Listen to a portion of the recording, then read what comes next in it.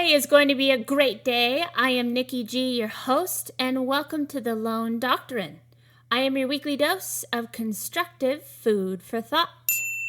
We're about to embark on a new year, and it's the time of year where most people think about setting new goals. But did you know that January 15th is National Quitters Day? This is the day where most people don't or won't follow through with what most people call their New Year's resolutions.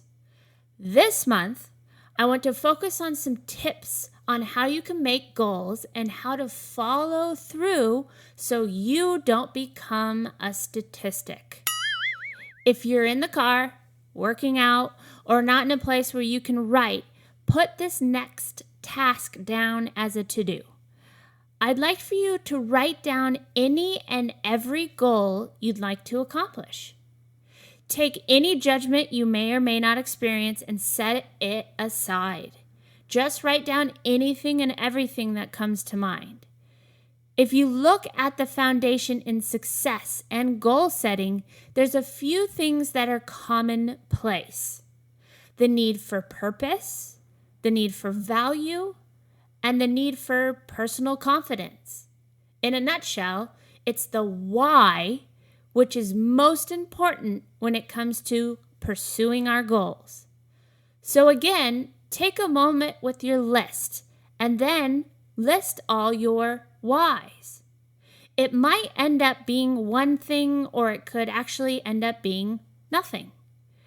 As we go forward in this month, you'll see more and more just what goals are the ones that are actually achievable. Because without a strong why, it might be why it has stayed on your list but hasn't been accomplished. So remember, in the end, your whys might be one thing, or your whys could actually end up being nothing.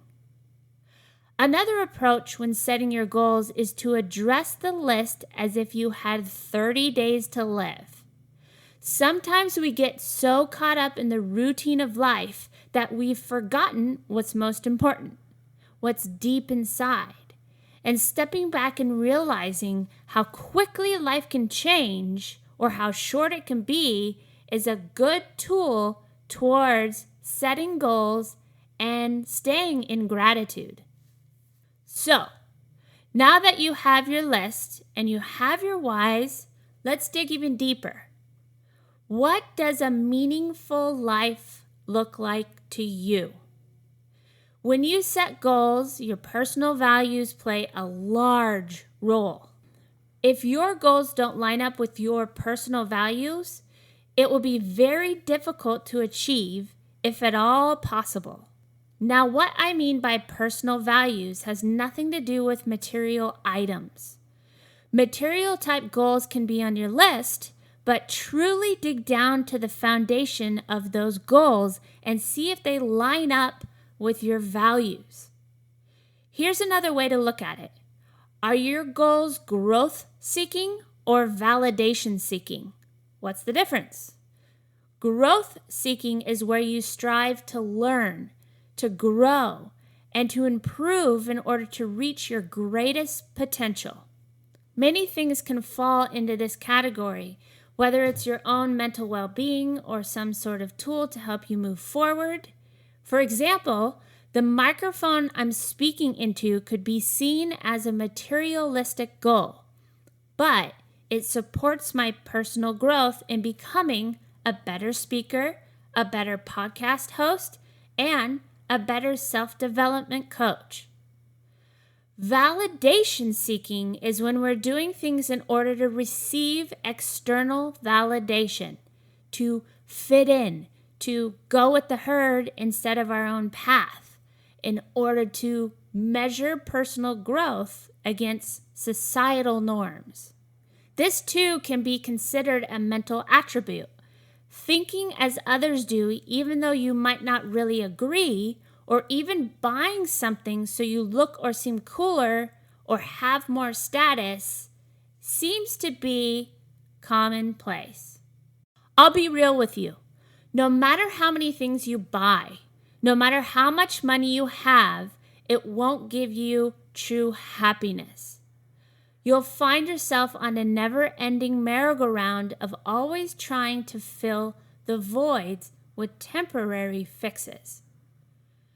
When I review my goals with my whys, I think of the following things: authenticity, purpose, faith, creativity, connection, and gratitude.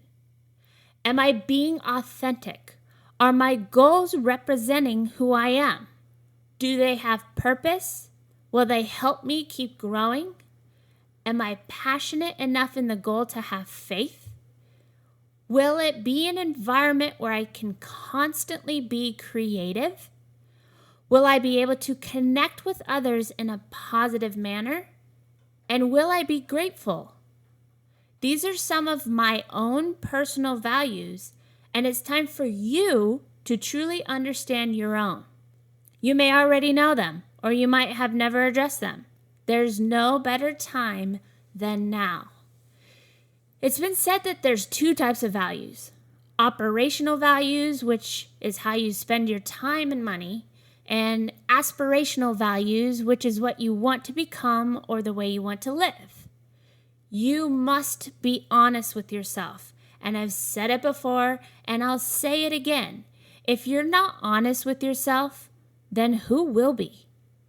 Set your list aside for a moment and truly ask yourself, what are your values and what are your strengths? If you need a little kickstart in pursuing these questions, simply follow your imagination, your curious side, and create a safe space for you to think, knowing that you're not being judged or pushed to go one way or the other.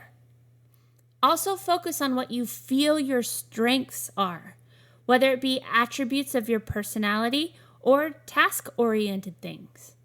Another great way to discover your strengths is to ask family members or friends what they think your strengths are. Sometimes viewing ourselves from others' perspectives can allow us to broaden the picture.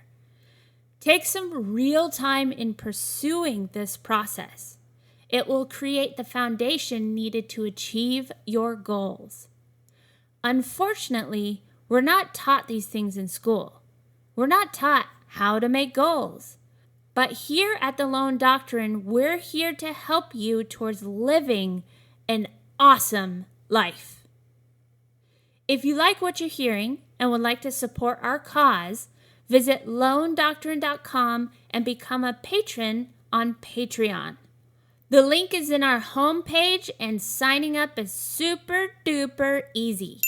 We appreciate your support and all the support of our current Patreon listeners. And remember, today and every day, keep fighting the good fight.